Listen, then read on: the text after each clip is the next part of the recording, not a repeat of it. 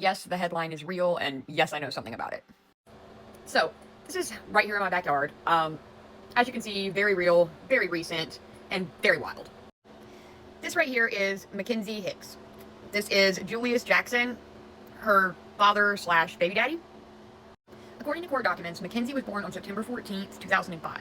And according to her statements to police, the abuse began by her father, Mr. Jackson, allegedly, between 2018 and 2019. So, May 9th, 2024, Mackenzie, who's 18 at the time, goes to the Erwin Police Department and reports multiple essays by her father, allegedly starting at the age of 13.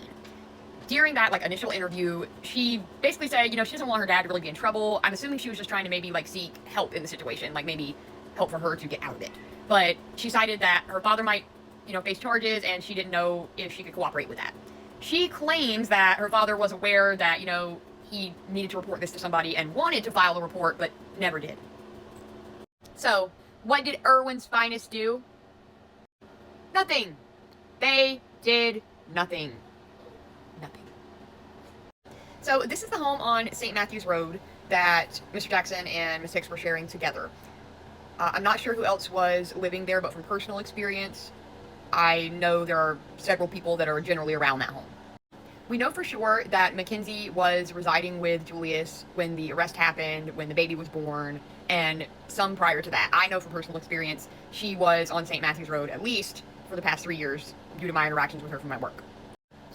So, back to the timeline. On September 18th, 2024, just, a couple months after Mackenzie went to the police herself, her mother, Danielle Hicks, contacts Erwin Police Department and reveals that her daughter is pregnant as a result of this situation.